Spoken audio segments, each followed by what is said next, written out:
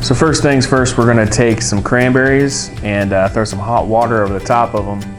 So this is gonna help bring out some of that moisture in it that's missing from them being dried. Nice to get them all submerged.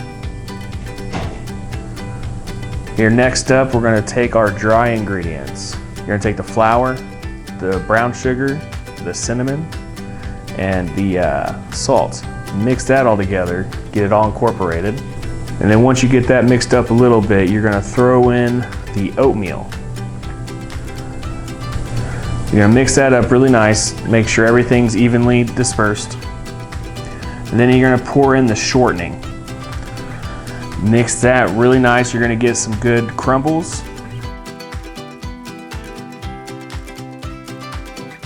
So you're trying to hydrate some of those dry spots there. You wanna make sure you get all that mixed up and there's no dry ingredients left. You want them to be hydrated with some of that shortening so it looks kind of like this.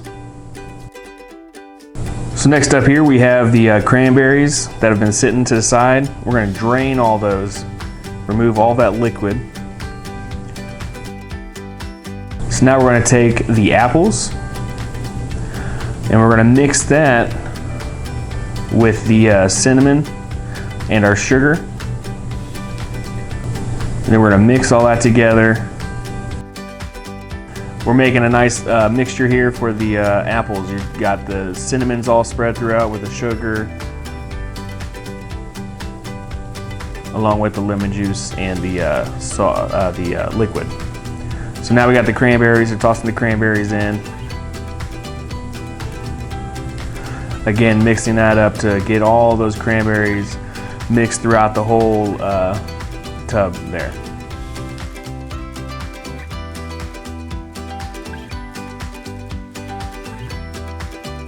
So now we're taking our pans here. We had sprayed them with a little bit of a non-stick cooking spray, and then that we dumped in the apple and cranberry mix.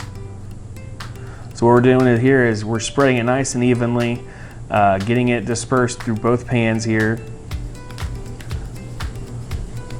to make sure it's nice and even when cooking. Throwing a little more of that apple juice in there to help keep it moist when it is baking so it doesn't dry out. Next up, we're taking all of our dry ingredients that we mixed and made that little crumble and putting that over the top. Again, we're spreading this over as evenly possible for both pans. So when you put it in the oven, it's gonna get a nice little crispness to it. It's gonna have a nice little bite. So when you're eating it, you get the different textures of the apple, the cranberry. You get that sweetness with the caramel that you're gonna get kind of from that apple and the sugar cooking off, and then you'll have the nice little crunch and also chew from the crumble itself. So we're gonna take these and then put them in the oven for about 35 to 45 minutes at 425 degrees Fahrenheit. Depending on your oven and your dish that you put it in, it might take a little bit less or a little bit longer. Just let it keep on going until it's nice and golden brown. We're pulling it out, and so what you can do now is either serve it hot or cold. If it's hot, it'd be really nice with a scoop of vanilla ice cream. And if it's cooler, even a dollop of some whipped cream would go really nice with it to help cut through some of that extra sweetness that cream helps out.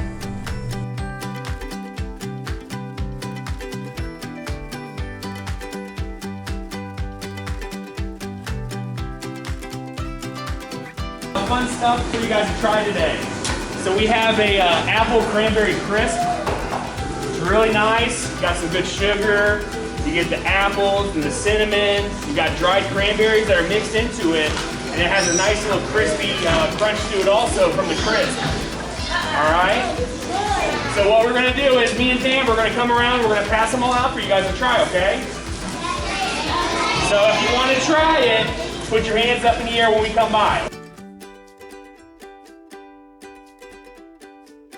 How is it? Give me a yay if you like it or a nay if you don't.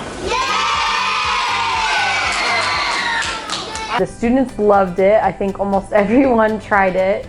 And it was something that we could show them that they could have a nice little treat that kind of looks like a dessert, but there's also healthy ingredients in it that contains fruits and different spices that are good for our bodies. So the Apple Cranberry Crisp had some delicious apples in them, and apples are really good for our bodies. They contain fiber that help us stay full. They also help with our immune system and keep us from getting sick too often. It also has a delicious crunchy granola on top with some cinnamon, and cinnamon is an awesome spice. It's one of my favorites, and it is a great way for us to spice up our foods without adding extra sodium or calories or lots of sugar. It's a great way to enhance our desserts or any other foods that we may like without adding some of the negative things in our diets. This apple crisp, you can use any kind of apple you want, whatever is available at the store and whatever works cost-wise. They're all great for you, and they all have beneficial vitamins and minerals that are really good for our bodies and help us keep from getting sick. With canned fruit, there are some times where it can come in some syrups, which definitely can add some extra sugar and calories. When it comes to canned fruit, there's a couple things you can do. Definitely look for the canned fruits that are in light syrup or even in water. Stay away from those ones that have heavy syrup. Those just have a lot of extra sugar in them. But it's also good to know that anytime we're getting fruits in our diet is better than not getting fruits at all. And if there's not a great selection of fresh fruit available, canned fruit is absolutely a great option to use as well. There's still vitamins and minerals that apples give us in any form, and we would rather people eat apples in any form than to not eat them at all if they can't find fresh ones at the store. Definitely when I'm cooking, at least, and I think everyone can agree that the smell is my favorite part, and that's a great way to tell that your recipe is on the right track. Also visually, when things such as apple crisp start crisping up, getting a little bit golden brown, and the granola on top gets crunchy, you know that you're getting close to it being done.